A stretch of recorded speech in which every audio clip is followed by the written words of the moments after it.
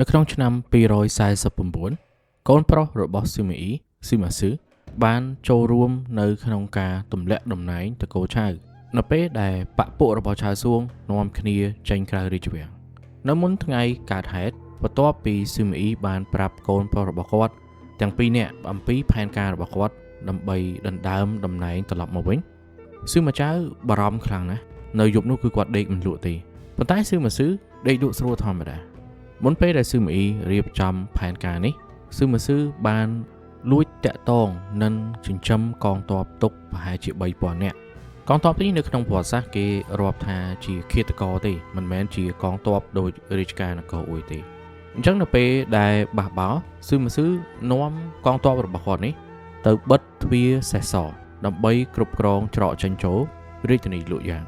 ផែនការរបស់ស៊ឺមីអ៊ីក៏បានសម្រេចស៊ឺម៉ាស៊ឺក៏ទទួលរង្វាន់ដោយសារតែគាត់បានជួយដណ្ដើមយកតំណែងពីឆៅសួងស៊ឺម៉ាស៊ឺត្រូវបានតែងតាំងជាសម្ដេចឆាងភីង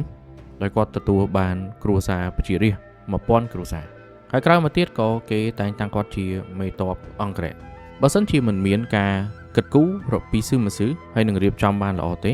ការបះបោររបស់ស៊ឺមីអ៊ីនេះក៏ប្រហែលជាអាចបរាជ័យដែរមានតែចិត្តបះបោរមិនអាចទៅរួចទេពីព្រោះទោះបីជាឆៅសួងចេញពីរាជធានីក៏នៅតែមានទាហានក៏នៅតែមានហឺយាននិងទីងអ៊ីរងចាំមើលពួកគេដែរស៊ឺម៉ាស៊ឺគឺជាអ្នកធ្វើឲ្យការបះបោររបស់ស៊ឺមីអ៊ីមិនអាចមានអ្នកប្រឈប់បាន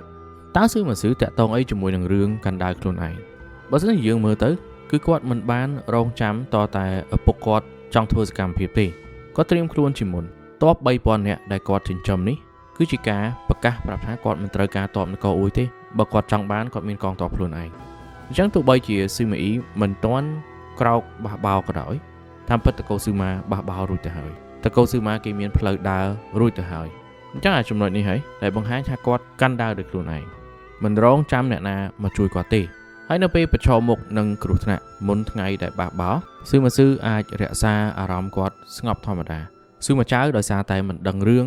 ជាពិសេសតាក់ទងនឹងការមានកងទ័ពលួចលាក់នេះទៅធ្វើឲ្យគាត់ផិតភ័យដេកមិនលក់ចំណែកឯស៊ឺម៉ាស៊ឺវិញគឺគាត់ដេកលក់ធម្មតាពីព្រោះដោយសារតែដាវគឺនៅក្នុងដៃគាត់ចាំបាច់ភ័យអីទៀតគាត់បានរៀបចំរួចហើយគាត់ក៏ទទួលយកលទ្ធផលដែរទោះបីជាយ៉ាងណាក៏ដោយចាញ់ក៏បានឈ្នះក៏បានពីព្រោះគាត់រៀបចំអស់ហើយអញ្ចឹងគាត់ឈរនៅលើគោលចំហខ្លួនឯងគាត់ដេកលក់ស្រួលដោយសារតែនៅក្នុងចិត្តគាត់គឺស្ងប់ស្ងាត់ការសម្រេចចិត្តបះបោគឺជារបស់គាត់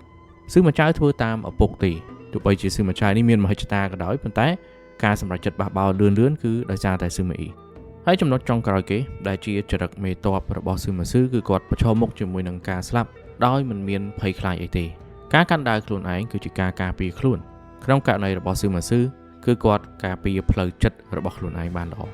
អត្ថន័យមួយទៀតគឺស៊ឺម៉ាស៊ឺជាអ្នកជ្រើសរើសយកសមរភូមិរបស់គាត់ឆៅសួងលេងនយោបាយជាមួយនឹងស៊ឺមីអ៊ីប៉ុន្តែគាត់លេងនយោបាយបែបអភិជនគឺត្រូវការអ្នកដទៃជួយគ្រប់គ្រងគាត់ទៅគាត់ហ៊ានធ្វើស៊ឺម៉ាស៊ឺមិនលេងនយោបាយទេគាត់លេងសង្គ្រាមគាត់គឺជាអ្នកជ្រើសរើសពេលវេលាដើម្បីមានកងទ័ពគាត់ជ្រើសរើសមធ្យោបាយដើម្បីអាចមានកងទ័ពខ្លួនឯងហើយគាត់ក៏សម្រេចចិត្តថាជ្រើសរើសយកការបថុយមួយណាដែរអញ្ចឹងសង្គ្រាមដែលគាត់ចង់ធ្វើនេះគឺជាការសម្រេចចិត្តរបស់គាត់បើសិនជាមនុស្សម្នាក់អាចសម្រេចចិត្តដោយខ្លួនឯងបាននេះថាគាត់កាន់ដើរខ្លួនឯងហើយស៊ឺម៉ាស៊ឺជ្រើសរើសគ្រប់យ៉ាងដោយខ្លួនឯងឪពុករបស់គាត់នៅពីលើចាំចេញបញ្ជាមែនប៉ុន្តែការរៀបចំនៅខាងក្រោមគឺជាកិច្ចការដែលស៊ឺម៉ាស៊ឺទទួលខុសត្រូវ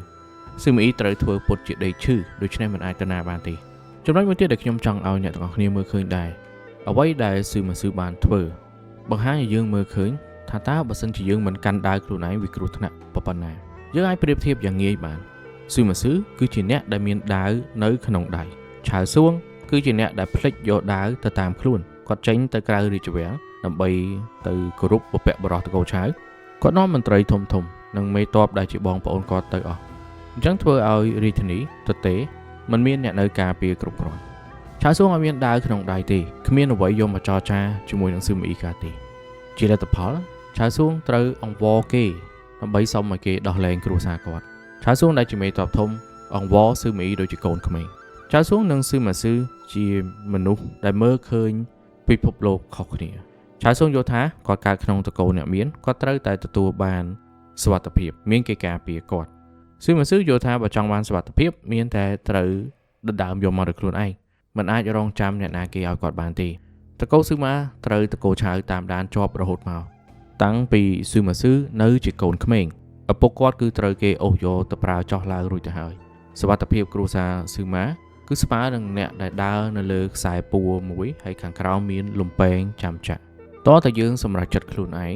ទើបយើងអាចទុកចិត្តតើតើយើងកាន់ដើរខ្លួនឯងទើបយើងអាចដេកលក់ស្រួលទោះបីជាអ្នកទាំងអស់គ្នារស់នៅក្នុងជីវភាពកម្រិតណាក៏ដោយការកាន់ដើរខ្លួនឯងនៅតែផ្ដល់សុវត្ថិភាពឲ្យយើងទៅដែរ